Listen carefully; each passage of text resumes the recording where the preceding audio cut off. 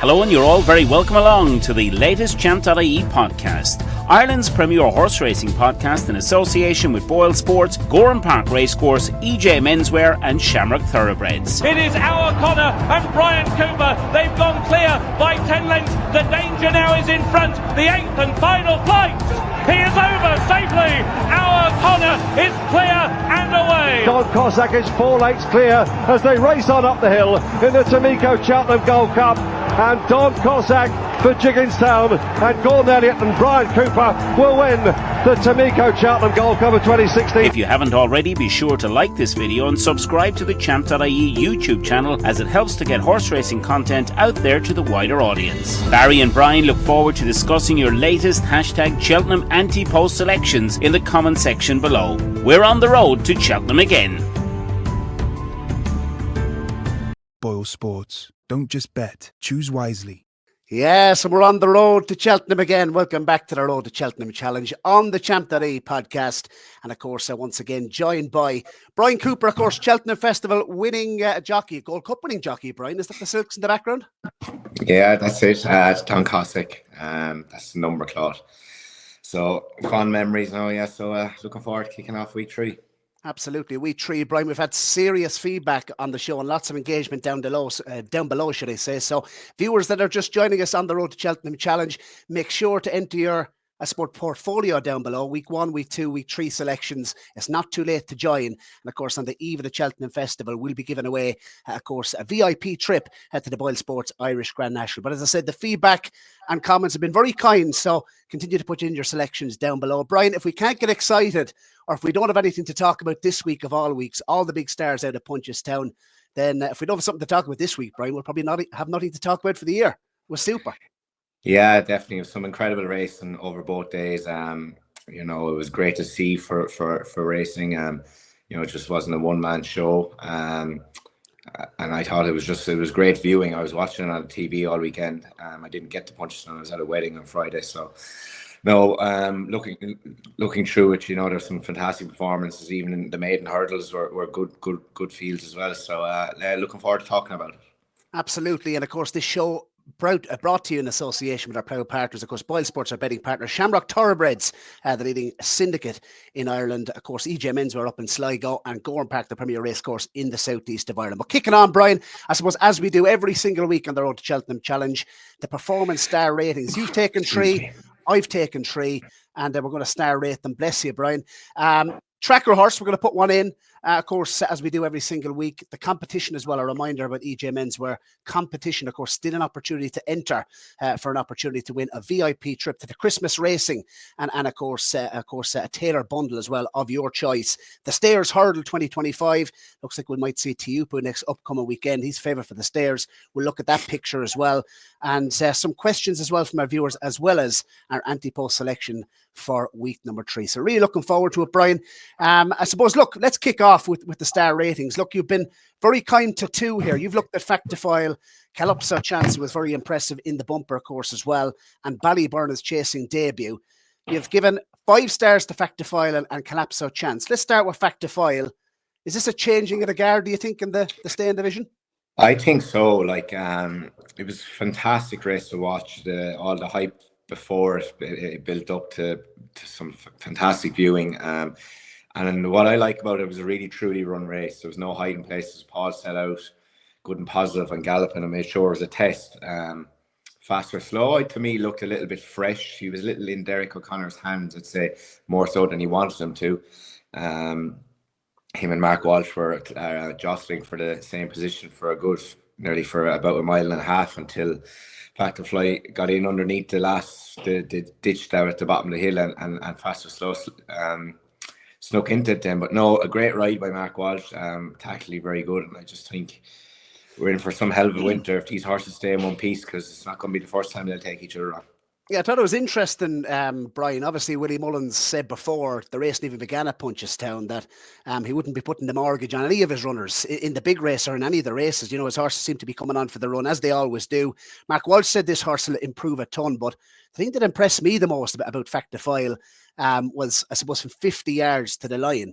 It looked like he was there to be shot at by, Spallan's Tower, who was ridden, I suppose, more patiently by Jack Kennedy. And he really dug it out, didn't he? Fact the fight showed a really good attitude. Yeah, stamina was no issue to him. Like he looked in a bit of bother off the bend. I didn't think they were going to get to Gallopin, and Gallopin probably pulled up a little bit down to the last. Spallan's Tower travelled fantastically the whole way around. He's so many options. He can go for a Ryanair or he can go for a Gold Cup. And Jimmy Mangan said he hadn't been away for a racecourse gallop beforehand as well, which was very interesting. So like this race, where they'll all end up in at Christmas, who knows? But I imagine they'd be trying to split them up. But Fact of File impressed me. Willie's made he hasn't hidden of how high he regards him. And if he can stay in one piece, he's going to be one to really look forward to for March. I think all the shrewds, Brian, have been talking about Galloping the Champ and how well he ran. But I genuinely don't think Fact of File is probably getting the credit he deserves, given the fact that I suppose he was beaten first time up last season by American Mike. The horse has only had 8 starts in his entire career, 7 years of age. I think he's going to be look, we said it that he was quite short at the top of the Ante-Post market for the Gold Cup. I think I was trying to be a little bit clever, Brian, and maybe play my hand if he was maybe turned over first time up last year. But it looks to me like he's only going one way in the market. To me, he's the one to beat in the Gold Cup. Would you agree? Well, look, it's an extra 2 furlongs. Galloping does get better as the year goes on. There's no doubt about that. I thought he ran well. I'm going to sit in the fence. I can't say he's certainly in the Gold Cup. I would, if I was still riding. Yes, I'd love to ride him in the Gold Cup. But you're taking on a dual Gold Cup winner who's so good around Cheltenham. His strike rate there is phenomenal, and I think whatever beats Galloping Champ, will be the winner. Talk to us about Ballyburn's chasing debut. I thought he was very good. He was very straight, wasn't he? Yeah, jumped well. Maybe a little bit high at times when he got in close. He was very good, and then when he was a tad long, he was a little bit up in the air. I suppose Paul was trying to hold on to him as best he could. Knowing it was his first run and over the trip. His horse has so many options, and to me, you can run him in any race in the festival and he'll win it. I know it's a long way away. The program has changed now, so where he'll go now, the 2 mile is gone from Leopardstown. That's gone to 2 mile 3, grade 1 or grade 2, I think, in Naas. So it's either go to Limerick for the grade 1 down there, Christmas over 2-3. He can go wherever he wants. He's an unbelievable engine. Love the way he jumped. I'd say the quicker he goes, the better he'll jump. And he's one of the best novices we'll probably have this year in Ireland. Yeah, I'd have to agree, Brian. I think it's the work he does in the middle part of his race. The long stride. You mentioned, the speed over the fences. That's over 2 miles. It'll be interesting to see. I thought he looked a lot more grown up as well. I think Paul alluded to that afterwards. And what Paul did say I thought this was telling. If Ballyburn goes to Limerick at Christmas, he'll be following him. Oh yeah, I'd say. Well, bar Paul ends up in Kempton maybe for Lossiemount in the grade 1 there. But no, look. He's looked a lot more manageable as well. Like Paul wasn't really, remember there last year, he was really sitting against him the whole time, and he wasn't having his hands, and he had a funny he's throw his head up a little bit, but no, he settled a lot better. I'd say fences do that for horses. They can, I always find those forward going type of horses, when they get a fence, it does slow them down a little bit because they are a little bit bigger than a hurdle. So that seems to have worked for him, and I think they made the right call going chasing. I don't know, would he have been a champion hurdle horse? Would he by Constitution Hill? But I can see him being a high-class chaser down the road. I want to talk about brighter days ahead, Brian, because my opinion on this is, Gordon mentioned the mares after the race. For me, I don't think she jumps like a champion hurdle horse. I know she's lowered Stateman. The first time Stateman's been beaten, of course, in Ireland in these grade 1s. And brighter days ahead. Look, I suppose she'd an uncontested lead. She'd the benefit of a run, and she's kicked 3 or 4 hurdles out of the ground. 3 anyway, I counted. I think we discussed her jumping the last time, after her Down Royal performance. I've given her a 3.5-star rating, and I cannot get last year's Cheltenham performance out of my mind as well. I personally wouldn't be rushing to back her. I don't know, you're going to agree or disagree. They seem to hold her in very high regard, but for me, she certainly doesn't jump like a champion hurdle horse. Thoughts? No, look, it's something I noted the last day after Down Royal, but maybe she'll be better with a lead. Like, she was jumping out to her left. She didn't look to be enjoying making the running. It's strange. Like, she's very good when she's spot on or long. Like, she was, she was long at the last, and a good long, and Jack committed her to it, as she had every entitlement to put down, but she didn't. So maybe when she has company, her jumping will be a lot better. Every time she made a mistake, be it being Down Royal or punched down, it was when she was out in front on her own. But Jack went a good gallop on her. There was no hiding places. He was on the fittest horse. He had the race fitness advantage, and he made use of that. That was a very good tactical ride, and maybe in a really strong run race like a champion hurdle would it suit her, because she stays very well. Gordon has made no hiding places, and I guarantee he won't make up his mind until the week before Cheltenham where she's going. But it's great to have them options, and she surprised me a bit. I didn't think she'd win, but they clearly they knew what they have, and they've been saying it for a while, and now she's backed that up. I personally think Lossiemount is going to be a stone better, even if they did meet in the mares. I'd be on Lossiemount all day long over Rider Days Ahead. That's just my view on it. And I think she needs to slicken up her jumping, because for any race at Cheltenham, mares hurdle or champion hurdle, I think her jumping does need to definitely improve. Let's stick with the Gigginstown team, Brian. Calypso Chance. This was very impressive. You've given him a 5-star rating. Yeah, I thought it was a very good performance. He demolished a highly regarded horse of Willie Mullins. He was a half-bird estate man. Now maybe he might have needed to run, because he did tie up a good bit in the last furlong, but this horse lengthened the whole way to the line. Like, he galloped out through the line. I remember the horse. I saw him at the Cheltenham sales last year, and he wasn't that expensive. I remember I met Eddie O'Leary coming out, and he was smiling. He said, "I'm after buying stealing a racehorse." He said, I think he gave 70,000 for whatever he gave for him, but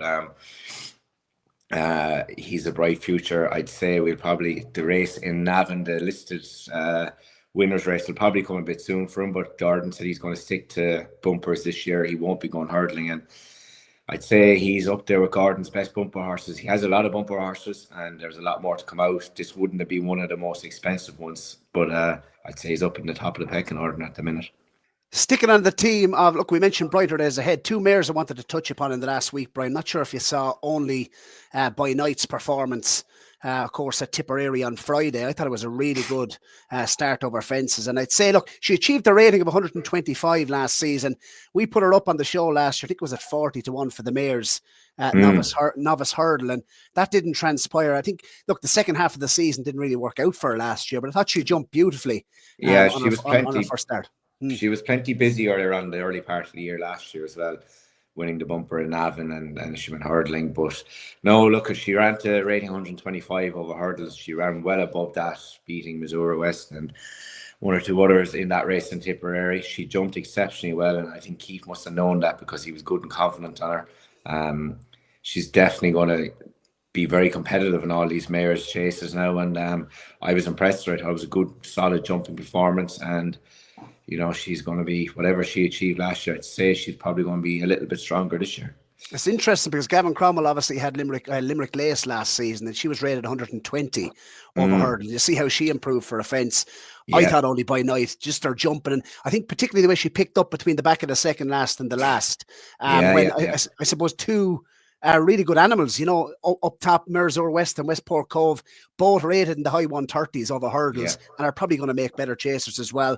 And she's put 6 lengths between them off the back of the last. How genuinely, Brian, how far do you think she could potentially go this year? The second part of her season last year wasn't as good. Is she more effective earlier on in the year? But I'd say Gavin will campaign her. There's a lot of, there's a great mares chase program as well in Ireland. You've a few races, Clonmel, Thurles, and Gavin I remember he brought a mare over to the UK last year as well. So she's plenty of options, and she'll have no problem picking up more black type on the evidence of that performance. And I'd imagine he's a good plan mapped out for her. Yeah, it says she's a real improver. I wouldn't rule her out in some of those big, I suppose, races at the back end of the season, certainly at the Mayor's Chase on the Friday at Cheltenham. I think Bride's Hill is the horse you were thinking of, Brian. That's right, yeah, Bride's Hill, yeah. So, yeah, I think she's quite smart. Four stars. I've given her 4 stars. That's nice. Nicky Henderson's, of course, daughter of Walk in the Park, just 4 years of age. Won a point-to-point, of course, for Derek O'Connor. And first start on the racecourse. She's beaten a listed bumper winner quite snugly without coming off the bridle at Warwick Bride. How smart do you think that was? Yeah, that was very good. I remember speaking to Derek there a while back, and he has strong words about this filly. I'd say she could be very smart. Like beating Skelton's horse the way she did, you know, that she was a solid bumper mare last year, and she made her look like an ordinary horse. I'd say this filly, she'll be up at the top of the market for the Mayor's Novice. Could you see her being trained for a Supreme if she continues to go forward? She's a lot of options, and she's a big mare by Walk in the Park. She's from a fantastic family, and I'd say she has a lot of options now to go forward, and that's not the last we'll be seeing of her. Yeah, she's out of Bloody Mary, who was third in the very first Mayor's Novice Hurdle at the Cheltenham Festival. She was beaten 7 lengths by Limini. She left a little bit to work on though, Brian. Look, I've given her 3.5 stars on the ratings because I thought she jumped plenty big for a novice hurdler. She was a little bit keen. It was messy. I think a horse fell in front of her very early on in the contest. But yeah, 3.5 stars on the ratings. But look, Brian, overall, performance of the weekend, from your perspective, who would you give it to? I have to be Factifile. Really stood up trumps. And you have to remember, like, this horse didn't even go novice hurdling. So it's his 3rd season competing and he's gone straight into the top level and turned them all over. So Willie Mullins is a maestro, and everyone was scratching their heads last year when they saw he was going straight chasing. Last time he did it was with Florida Pearl, but he seems to have made the right decision now at the minute. Brian, when we come back, we're going to be talking all things tracker horses. Gowran Park Racecourse, the premier racetrack in the southeast of Ireland, is located on the outskirts of Kilkenny City. Gowran Park is your #1 choice for corporate days out, stag and hen party events, and an overall great local racing experience. Known as the race that stops the county, the famous Goffs Thyestes Chase 2025 takes place on Thursday the 23rd of January. With packed crowds expected once again this January, you can book your early bird tickets online today. Visit GowranPark.ie online, click the link in the Champ.ie podcast video description, or scan the QR code on screen to purchase right now. Eddie and the team look forward to welcoming you to Gowran Park this winter. 150 yards to go, Glengooley, and ain't that a shame from Angel's Dawn? Ain't that a shame is going on to win the Goffs Thyestes, pulling out every stop from Glengooley. Boylesports. Don't just bet, choose wisely. Yes, and Mr. Coops, what have you got for us on week 3, your tracker horse? Take it away. My tracker horse this week is the Big Westerner, a mare of Henry de Bromwell. She was very impressive winning her maiden hurdle, beating the Geldings in Punchestown yesterday on Sunday. She's a half brother to Stay Away Faye. Cost 120,000 at Cheltenham last year after winning her point-to-point, and Henry's gone straight. She obviously was showing the right signs at home, going straight in, taking on the Geldings. Beating Argento Boy, who ran the champion bumper, was disappointing, but was one of the more fancied horses of the Willie Mullins camp going into that race, and she outbattled him. I suppose going down the mare's hurdle route, would 2 mile be a little short for that? Would be your only worry. Being her brother is an out-and-out stayer as well, but I wouldn't be surprised if Henry trains her down for the Albert Bartlett route. He's a great record in that race, and this mare is a big engine. It's only her 2nd ever start in the racecourse, and she beat some very good horses, and I'd say she's got a big future, and wouldn't be surprised if she turned up in Grade 1 company taking on the Geldings again. Well, you've taken me tracker horse, Brian, so it's probably not, you haven't left much for me to say really here. Only the fact that, look, I suppose I think she's a real future star. I think I was really impressed with what she done from the back of the last. You know, she was there to be shot at, really. Wasn't she, off the back of the last hurdle, and she's really picked up nicely. So it'll be very interesting to see what they do. I will throw another tracker horse into the mix though, Brian. I thought Derry Hasten Paddy is unbeaten for Lucinda Russell after 2 starts. We mentioned it on our horses to follow show earlier on in the season that he could be one to follow up now, but he's actually won at Utoxeter here, and you know, he was headed off the back of the last, and he really battled by the same sire, of course, as High Senior. He's a nice horse going forward. I think they're getting quite excited about him in Lucinda Russell's, and I think he could be quite smart. I wouldn't rule out this horse at competing in great company over hurdles before making a smashing chaser. Derry Hayes and Paddy, I think, trained to win a point-to-point as well by Ian Donoghue. He looks smart. Right, I'm not sure if you saw him. Didn't see him, no, but I remember him winning his point-to-point.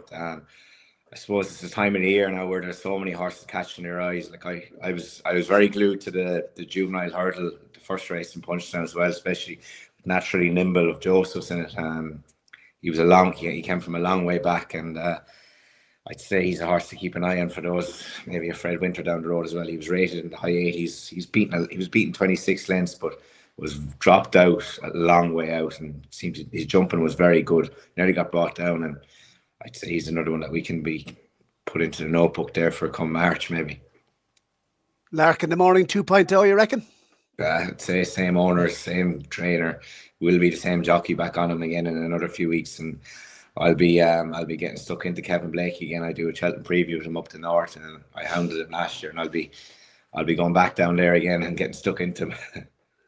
Just an update as well. Head over to EJ Menswear, of course, social media channels. You can still enter the competition, of course, to win yourself a tailor bundle of your choice, valued at $299, and a VIP trip as well to the Christmas racing. Haven't decided yet, Brian, whether it's Leopardstown or Limerick. It might depend on where Paul Town and the Ballyburn is heading. Stayers Hurdle, let's discuss it, because at the moment, Ante-Post at the top of the market, Brian, 2-1, strong leader, unexposed over the trip.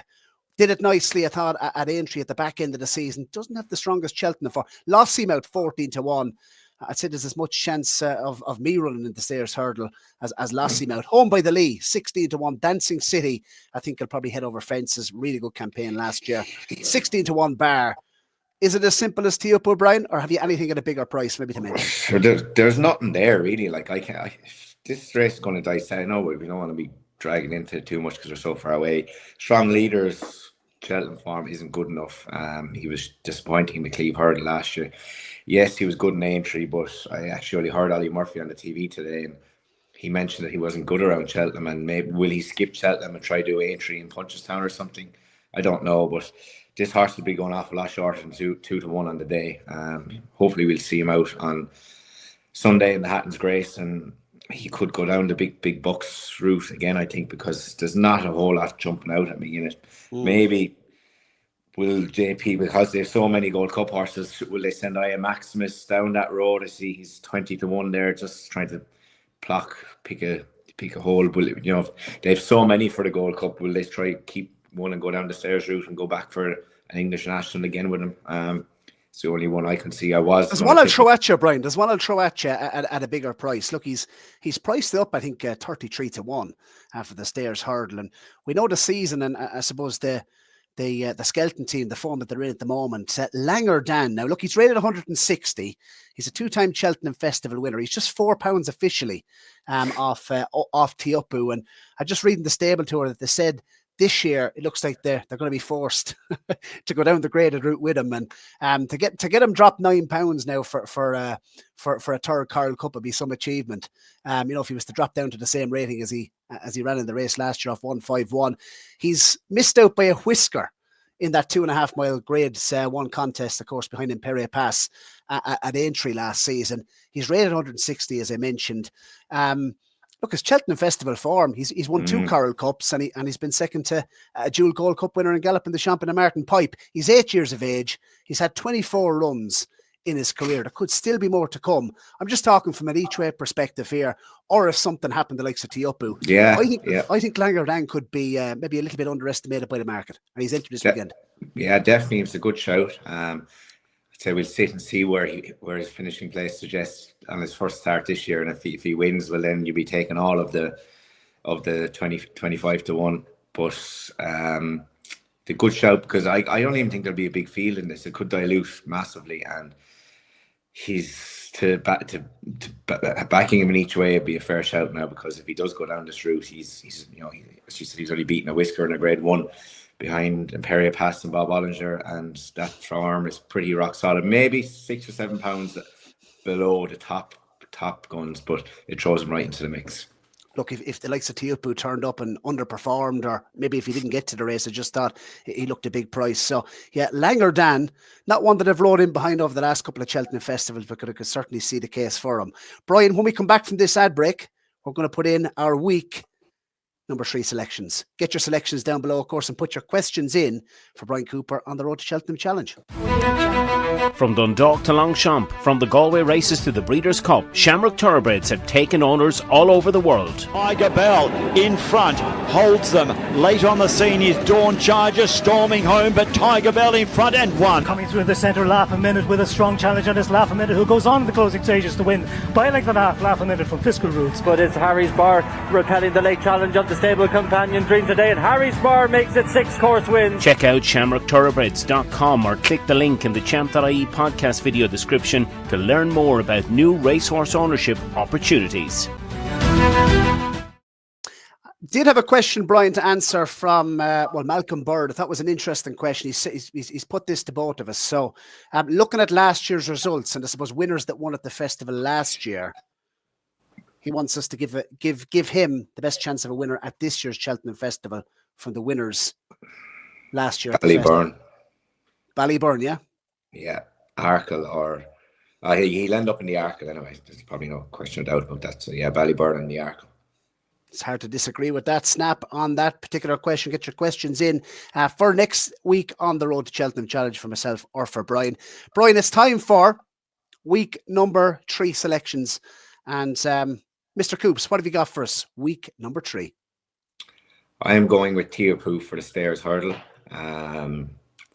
I can't see him being going off that price on the day if he gets there in one piece. You know, it's a long way away, but he's in a different league at the minute. He showed that last year. He's a great style of racing for this race. He raced behind the bridle, jumps well, he's solid, and there's nothing else really jumping out at me for the race. So I just think he'll be a lot shorter in the day, and if he wins the Hatton's Grace on Saturday, it'll start his campaign off rightly, and I'd imagine Gordon will train him for the same route. Brian, if it's soft ground on the day, he wins the Hatton's Grace next weekend, and he goes there fresh, does he go off odds on? I would say he'll be very close to it. No, he'll be as close to even money as you get. But look, it's all ground dependent. But the fact he'd done it last year, from not running from November all the way through till March, and done it, there's no reason why he can't go back and do it next year. You know, I said, like, Willie has plenty left in it. Dancing City, you know, a couple of novices from last year, but I'd say they're all going to go chasing. The only one I thought maybe, you said Langer Dan, but he's solid for me, and I think he just go off a lot shorter today. I think Gowran Park Racecourse manager Eddie Scally was cursing at the television when I told Gordon last season to send that he was making the right call, sending him fresh to the Stairs Hurdle. Oh, look, at all his best form, Brian, is fresh. Obviously, he won the Galmoy, so if he goes fresh to Cheltenham off the back of the Hatton's Grace, Gowran Park miss out. But yeah, I think he goes close. He goes off close to odds on if he wins next weekend, or even if he runs well next weekend and rocks up fresh and the ground is soft on the day in that Stairs Hurdle. Finally, just before I move on from Teahupoo, Brian, do you think, look, lots has been made about the ground. If it was good to soft ground, would you be concerned about his chances, or do you think he would cope with that fine? No, sure, the ground wasn't, well, I suppose it was a little bit softer in Punchestown, but it's not going to be, it's Cheltenham Marsh, it's not going to, like, good to soft is yielding to soft here in Ireland, so they're still getting a dig into it, especially over 3 miles. Like, he's a great style of racing. No, I don't think it'll affect him too much, no. Brian, not only did you take my tracker horse, thought you were almost going to take my selection for week number 3 on the road to Cheltenham Challenge. She blew me away now, I have to say. It was a steady run race over 2.5 miles. The Big Westerner. You know, she must be a smart mare, Brian, when Jerry Hannon cuts out the Big Westerner. I thought he was going to cut out and run and Jerry Hannon up the running. But as I said to you, from the back of the last, the fact that she made such a bad mistake, she was there to be shot at. There were some good types in there as well. We didn't mention Son of Anarchy, obviously came with a big reputation from the point-to-point field. Argento Boy, Fairyhouse Bumper winner from last season. And obviously the Ballymore owned horse to finish back in third as well. So the race looked deep. it was interesting. Connections did say on Twitter afterwards, Brian, that Limerick is the plan next. So that 2 mile 7 against the Geldings again at Limerick on, I suppose, what's likely to be probably testing ground. It always is at Limerick over the Christmas period. Look, I just thought she was very, very good. And what else are they going to do? As you said, the trip of the Mayor's Novice Herd is probably going to be is probably going to be too short for her. A stat, look, the reason this is, in my view, I'm going to call it a ballsy enough call to put her up for the Albert Bartlett. There's only been 3 mares that have run in the Albert Bartlett in the last 10 years. I think that's a crazy stat. But where else are you going to go with this horse? She either goes here, in my view, or she probably bypasses the festival. I just think she could be very, very smart. As I said, I thought she jumped, travelled, and the way she picked up, I think she's plenty of ability and was probably keeping a bit back for herself as well. So look at that race, Brian, as well, in Limerick. Just to mention Stellar Story, Vanillier, Penhill, they've all won the race en route to the Albert Bartlett. Faheen won it as well, actually, funny enough, many years ago. Emmett Mullins won on him. I won on a horse that Joseph O'Brien's actually 1 year as well. I went down there. It's great. It's a good race. It's a real, you find out if they're real stayers or not, and then you can kind of lead on to the 2 mile 6 in Leopardstown at the Dublin Race Festival. But no, I agree. I think it's a good shout. I'd say if she's to go to the Cheltenham Festival, that'll be the route she'll go down. Trainer has a fantastic record in the race. And I'd say that's a good shout. Well, I'm putting my hands up to be one of the founding members of the Big Westerner fan club, Brian. I text Frank Hickey today. I think he was quite keen on Twitter afterwards as well. But just to mention, look, I'm going to ask you a question in a moment, but Stay Away Faye, obviously, you mentioned, it was a winner of the Albert Bartlett, and this is a half sister as well. So she's riddled with stamina. Do you think that she'll end up in the Albert Bartlett, yes or no? Yeah, I think she will. Yeah. Okay, but 25-1, that is the selection for week number 3 on the road to Cheltenham Challenge. Let us know your selections down below. And as well as that, of course, you can avail of those price boosts on the Boylesports website. And you can avail of those, of course, right up until 5 noon on Tuesday, the 26th, as we're recording. So that has been episode number 3. Enjoyed that, Brian. And look, as I said, obviously, Fairy House, the show rolls on. Fairy House next weekend. What are you most looking forward to? Think we'll see Lassie about maybe against Tiupu? Is that the hope? I'd say, unless something happened, or I'd imagine, why not? She's won over that trip now as well, obviously winning the Mayor's Hurdle, so she's trip versatile, and I'd say Willie's keen to get them out. I'm interested to see how many horses Gardner's going to run in the Drimmore, because he's about 18 entries in it at the minute. I'd say he'll definitely run five in it anyway, I'd say, because there hasn't been a whole lot of beginner chases. And then you've I suppose the Royal Bond is no longer a grade 1. That's gone. But no, 2 fantastic races. Great meeting there. Some good handicaps as well, and a couple of interesting horses are in them. So no, looking forward to seeing a great weekend's racing. Absolutely. Brian, look forward to week 4 already, and we'll be reviewing, of course, Fairy House and all the weekend action. We'll have the Fighting Fifth as well to review next, of course, next Monday. So that'll be week number 4 of the Road to Cheltenham Challenge. So make sure, if you haven't liked the video, give it a big thumbs up, subscribe to the channel, and put your big questions for next week down below. And, of course, your week number 3 selection. So that has been episode number 3 of the Road to Cheltenham Challenge, Brian. We're on the road again. We'll see you next Monday.